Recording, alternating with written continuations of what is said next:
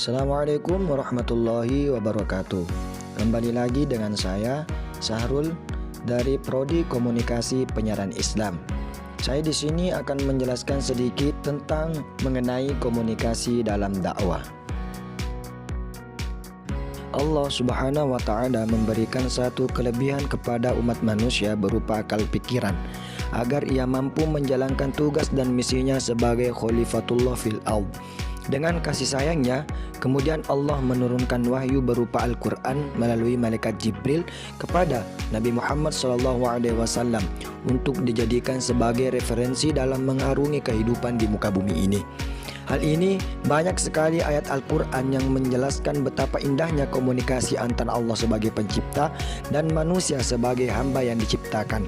Komunikasi tersebut bisa terjadi jika memang dalam kehidupan hamba memiliki sifat ketaatan yang harus ditingkatkan, sehingga Al-Quran sebagai mediator yang memiliki multifungsi akan mengantarkan hambanya sampai pada tingkat atau derajat yang mulia di sisi Allah Subhanahu wa Ta'ala.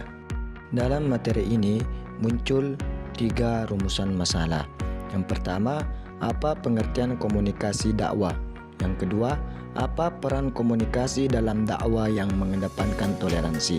Dan yang ketiga, bagaimana strategi komunikasi dakwah yang efektif dalam konteks masyarakat multikultural?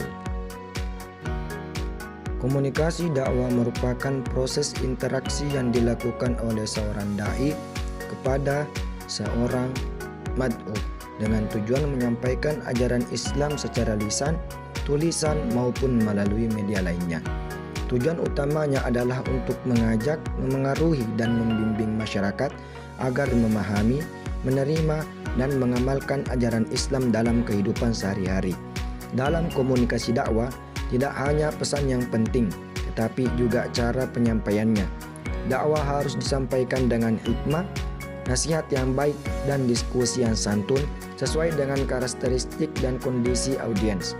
Oleh karena itu, komunikasi dakwah tidak hanya menyampaikan informasi, tetapi juga menyentuh hati dan membangun kesadaran spiritual. Dalam konteks masyarakat yang semakin kompleks dan multikultural, komunikasi dakwah memiliki peran yang sangat strategis dalam menyebarkan ajaran Islam dan membangun hubungan harmonis antar umat beragama. Dakwah yang pada intinya adalah upaya menyampaikan pesan-pesan keagamaan telah berevolusi dengan memanfaatkan berbagai media dan pendekatan yang lebih modern dan inklusif. Toleransi dalam Islam bukan berarti mencampur adukkan akidah, melainkan sikap saling menghargai dan memberi ruang hidup bersama dalam perbedaan.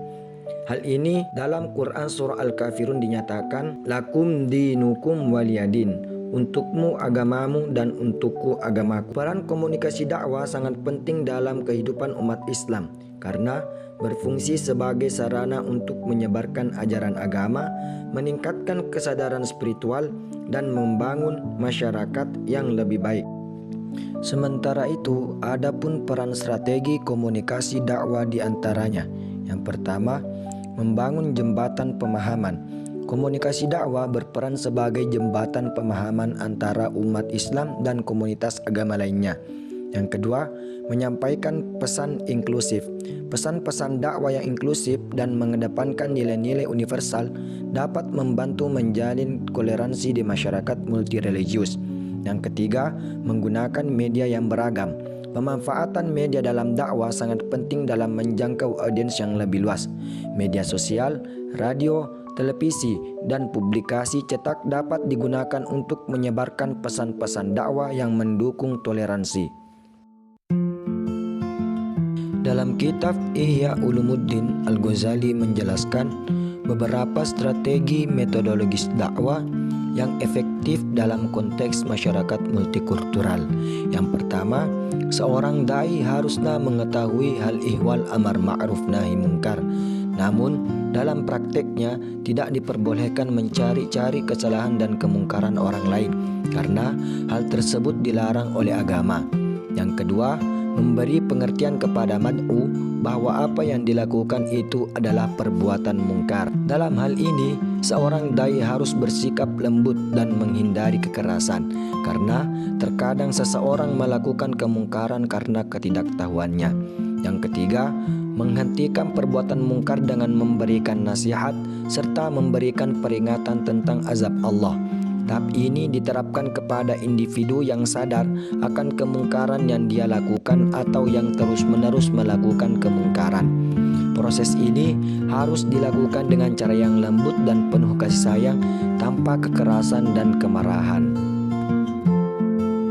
Adapun kesimpulan dari materi ini yaitu komunikasi dakwah adalah suatu ilmu yang mempelajari tentang proses komunikasi atau penyampaian pesan dari dai kepada mad'u. Ilmu komunikasi memberikan bantuan keilmuan yang integratif dalam memperkaya ilmu dakwah dalam membahas bentuk-bentuk komunikasi. Komunikasi dakwah memainkan peran krusial dalam membangun toleransi antar umat beragama di Indonesia. Melalui pendekatan yang inklusif dan pesan-pesan yang menekankan nilai-nilai universal seperti kedamaian, keadilan, dan kasih sayang, dakwah dapat berfungsi sebagai jembatan yang memperkuat hubungan harmonis di antara masyarakat yang beragam secara agama dan budaya. Dakwah dalam konteks masyarakat multikultural menuntut seorang dai mengingat keragaman masyarakat saat ini.